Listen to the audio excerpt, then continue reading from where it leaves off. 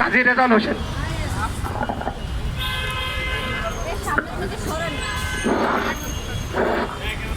আসসালামু আলাইকুম। আজকে বাংলাদেশ কংগ্রেস কর্তৃক আয়োজিত এই মানববন্ধনে উপস্থিত সাংবাদিক ভাইরা, আইন শৃঙ্খলা রক্ষাকারী ভাইরা এবং আমার দলের নেতা, বিভিন্ন দল থেকে আগত নেতৃবৃন্দ, সবাইকে আমার দলের পক্ষ থেকে, ব্যক্তিগত পক্ষ থেকে ধন্যবাদ জ্ঞাপন করছি। আমরা আজ প্রেস ক্লাবে দাঁড়িয়েছি। আমি প্রথমেই বলতে চাই, আমরা মাদ্রাসার উন্নয়নের জন্য দেখেন, কোরবানির সময় আসলে কোরবানির চামড়া আমরা মাদ্রাসায় দিই, আর সেই মাদ্রাসার চামড়া বিক্রি করে মাদ্রাসার শিক্ষকরা স্বাস্থ্য ভারী করে পরবর্তীতে বলৎকার করে ওই শিশু যে মাদ্রাসা শিক্ষা প্রতিষ্ঠানে শিক্ষা গ্রহণ করতে আসে, ধর্মীয় শিক্ষা গ্রহণ করতে আসে। এর চেয়ে লজ্জাকর বিষয় আর কিছু নাই। আমরা তাই বলতে চাই যে শিশু নির্যাতনের বিষয়ে আইন আছে, আইন করা হয়েছে, এবং যে আইন দেশে প্রচলিত আছে তা বাস্তবায়নের জন্য মাদ্রাসায় ভিন্নভাবে একটা শিশু নির্যাতন বা বলৎকারের বিষয়ে আইনটা শক্ত হাতে উপস্থাপন করা এবং সেটা বাস্তবায়ন করা। এই মহান সংসদে চলছে।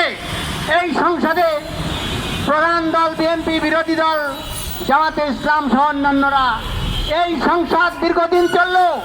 এই বলৎকার প্রতিদিন পেপারে আসে, কিন্তু এই বিষয়ে কেউ মুখ খুললেন না, কোনো প্রস্তাবনা দিলেন না, বা করণীয় কেউ বললেন না। সেই ধর্মীয় অনুশাসনে যারা অপকর্ম করছে, সেই ধর্মীয় অনুশাসনে যারা বাধাগ্রস্ত করছে, সেই বিষয়ে কোনো বক্তব্য আজ আমরা পার্লামেন্টে দেখতে পাচ্ছি না। একটা বলেন তো, একটা বলৎকার হলে মাদ্রাসার কোন মাদ্রাসার শিক্ষকরা মিছিল করেছে বা আন্দোলন করেছে? অতএব দেখা যাচ্ছে তাদের দ্বারাই ঠিক আছে, মাদ্রাসা চলবে, বলৎকারও চলবে। অতএব মাদ্রাসার শিক্ষকরা ছাত্রদের বলৎকার করলে মিছিল করার দরকার নাই, ওটা একটা বাজে কাজ হিসাবে মানুষই শুনে যাচ্ছে। কিন্তু এটা একটা কঠিন অবস্থা, সমাজের জন্য একটা ঘৃণিত অপরাধ।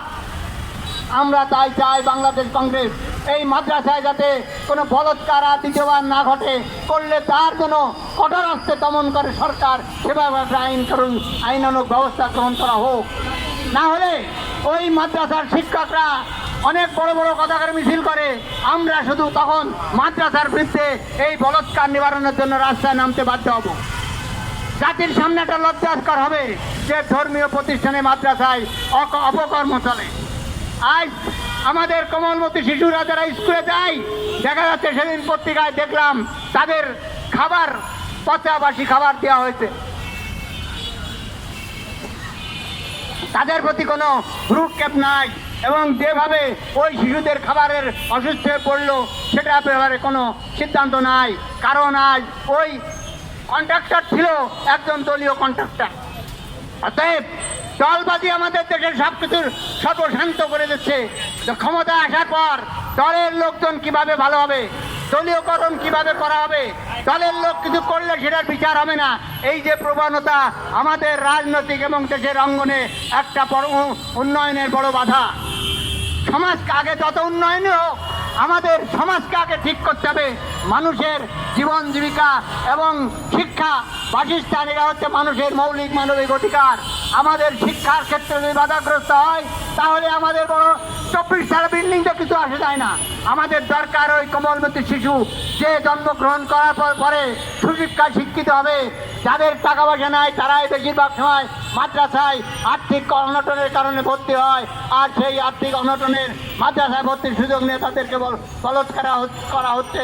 এবং শিশুদের স্কুল কলেজে পত্রিকায় দেখলেই দেখা যাচ্ছে যে আজ নারী হয়রানি, যৌন হয়রানির শিকার করা হচ্ছে, যাতে স্কুলে যাওয়ার পথে মানুষের অনেক বাধা বিপত্তি দেখা যাচ্ছে। মানুষ তাই তার ছেলেমেয়েদের শান্তির সম্পূর্ণভাবে যাতে নিরাপদে স্কুলে লেখাপড়া শেখানোর জন্য পৌঁছাতে পারে সেই ব্যবস্থা গ্রহণ করতে এবং কঠোর হস্তে সেই যারা ওই যৌন শিক্ষার হয়রানি করে তাদেরকে ব্যবস্থা নিতে হবে। আমরা একটি বরন্ত বিকাল, অনেক কথাই বলার ছিল।